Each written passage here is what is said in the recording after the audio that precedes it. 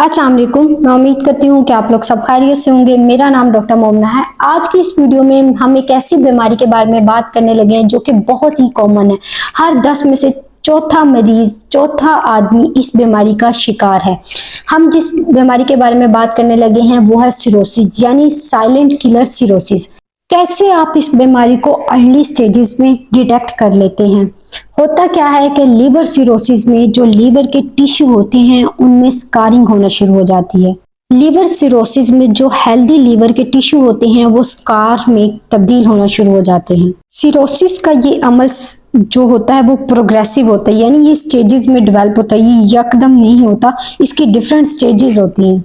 और अगर ये स्टेजेस एडवांस स्टेजेस तक पहुंच जाए तो इसकी वजह से आपको लिवर फेलियर हो सकता है। इस बीमारी की जो अलामत होती हैं आपको अर्ली स्टेजेस में कभी नहीं पता लगती। अब आपको ये बीमारी तब पता लगती है जब बहुत ज़्यादा टाइम गुजर गया होता है और आपका जो लीवर होता है बुरी तरह से डैमेज हो गया होता है, यानी आपको लीवर सिरोसिस पूरी तरह से डेवलप हो गई होती है। इसमें से एक अलामत जो सबसे पहले जाहिर होती है, इंसान खुद को बहुत ज़्यादा थका थका महसूस करता है, वो खुद को उसको स्लगिशनेस महसूस होती है। अब ये जो लीवर सिरोसिस होता है इसकी टू टाइप्स होती हैं, एक होती है डीकम्पनसेटेड लीवर सिरोसिस और एक होती है कंपनसेटेड लीवर सिरोसिस। अब ये जो कंपनसेटेड लीवर सिरोसिस होता है इसमें बॉडी आपकी उसको कंपनसेट करने की कोशिश कर रही होती है, यानी उस चीज को दबाने की कोशिश कर रही होती है। आपकी जो अलामत हो रही होती है उनको कंपनसेट करने की कोशिश कर रही होती है, आपकी जो बॉडी के सिम्टम्स होते हैं, आपकी बॉडी का जो निज़ाम होता है उसको नॉर्मल करने की कोशिश कर रही होती है। और ये एसिम्टोमेटिक होता है, मतलब ये कि कंपनसेटिव लीवर सिरोसिस में आपको कोई सिम्टम नजर नहीं आता, लेकिन थोड़े ही अरसे में ये डीकम्पनसेटिव लीवर सिरोसिस में तब्दील हो जाता है, क्योंकि आपकी बॉडी थक जाती है, वो ज़्यादा देर के लिए इससे लड़ नहीं पाती और इस तरह से फिर जब वो डीकम्पनसेटिव लीवर सिरोसिस में तब्दील होता है तो आपको अलामत जाहिर होना शुरू हो जाती हैं। अगर आपको लिवर सिरोसिस हो जाता है तो कुछ अलामत होती हैं जो आपको जाहिर होना शुरू हो जाती हैं, जिसमें नंबर 1 पे हमारे पास आ जाता है स्पाइडर एंजियोमा। स्पाइडर वेन्स नजर आती हैं आपको और उसके अलावा स्किन में आपको रेड डॉट्स नजर आते हैं और ये रेड डॉट्स आपको स्पाइडर वेब की तरह नजर आ रहे होते हैं।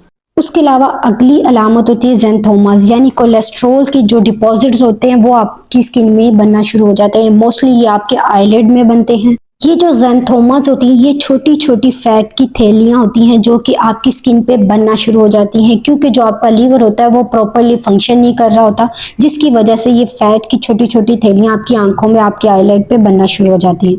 क्योंकि लीवर खराब होने की वजह से आपकी बॉडी में फैट की ब्रेकडाउन नहीं हो रही होती और वो आपकी स्किन में जमा होना शुरू हो जाता है। उसके अलावा आपकी आंखों में जॉन्डिस, यानी जो आपका स्क्लेरा होता है आपकी आइज का, वो येलो होना शुरू हो जाता है।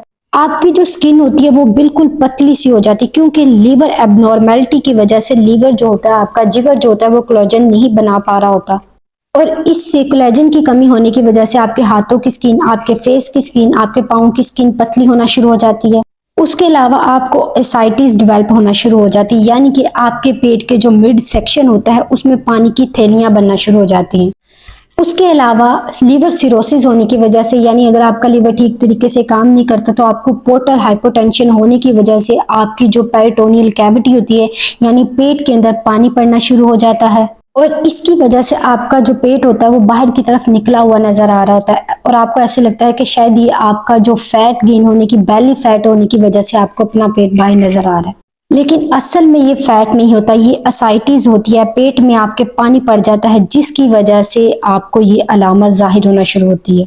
उसके अलावा लीवर सिरोसिस की वजह से आपकी जो ब्रेस्ट टिश्यू होती है उसका साइज बढ़ना शुरू हो जाता है, क्योंकि आपके ब्लड के अंदर एस्ट्रोजन का लेवल हाई हो जाता है जो कि आपके लीवर के अंदर ब्रेकडाउन होनी होती है और लीवर सिरोसिस होने की वजह से आपका ये जो एस्ट्रोजन का मेटाबॉलिज्म होता है ये डिस्टर्ब हो जाता है। उसके अलावा अगली जो निशानी होती है, आपकी जो फिंगर के नेल्स होते हैं इनकी शेप चेंज हो जाती है, ये कन्वेक्स और क्लब शेप के आपके फिंगर्स हो जाते हैं। उसके बाद अगली जो निशानी होती है वो होती है एडिमा।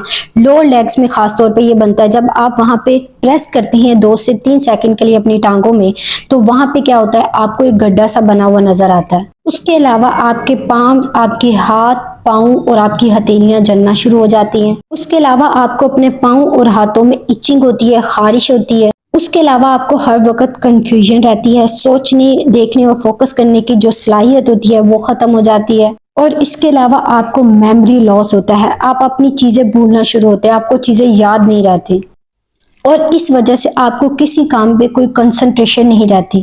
लीवर सिरोसिस अगर एडवांस स्टेज तक चली जाए तो उसके बाद जो आखिरी हल होता है वो होता है लीवर ट्रांसप्लांट। लेकिन यहाँ पे मैं आपको ये बात बताऊंगी कि इसको बनने से यानी लीवर सिरोसिस को होने से रोका कैसे जा सकता है।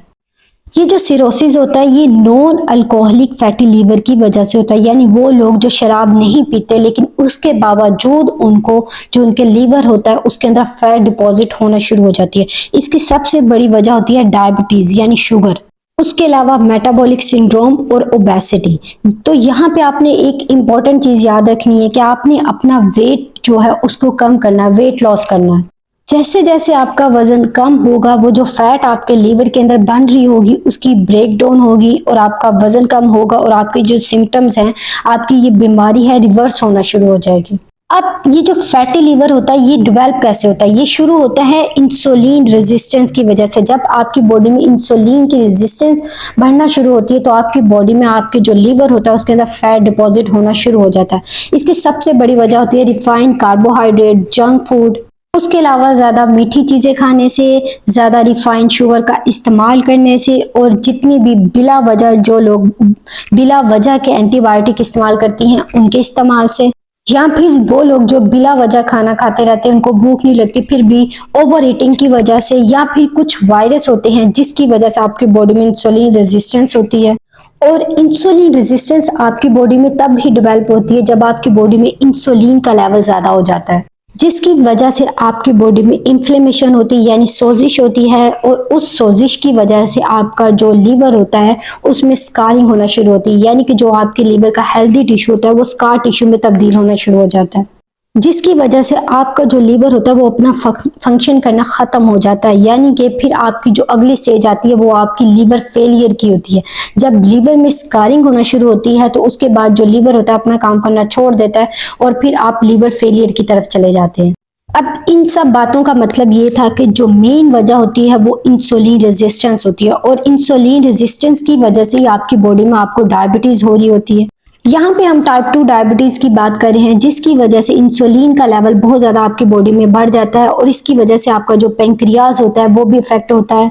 इवन कि ये जो मेटाबॉलिक सिंड्रोम होता है इसमें भी कोलेस्ट्रॉल का लेवल हाई होने की वजह से आपकी बॉडी में इंसुलिन का लेवल बढ़ जाता है, इंसुलिन की रेजिस्टेंस बहुत ज्यादा हो जाती है। तो इसका मतलब ये है कि जो मेन इश्यू है वो इंसुलिन रेजिस्टेंस का ज्यादा होना है। इनमें से अगर आपको कोई भी अलामत शो हो रही है तो इसका मतलब ये है कि आपकी बॉडी में इंसुलिन रेजिस्टेंस बढ़ गई, तो आपने इंसुलिन रेजिस्टेंस को कम करना है। अगर आप अपनी इंसुलिन रेजिस्टेंस को कम करते हैं तो ये सारी प्रॉब्लम आपको फेस करना नहीं पड़ेगी। मैं उम्मीद करती हूँ कि आज की ये वीडियो आपके लिए हेल्पफुल रही होगी। अगर आप चाहते हैं कि मैं इस तरह की और वीडियोस बनाऊं तो आप मेरे चैनल को सब्सक्राइब करें, मेरे वीडियोस को लाइक करें। अगर आपका इस वीडियो से रिलेटेड कोई क्वेश्चन है तो आप मुझसे कमेंट सेक्शन में पूछ सकते हैं। मिलते हैं नेक्स्ट वीडियो में, तब तक के लिए अल्लाह हाफिज।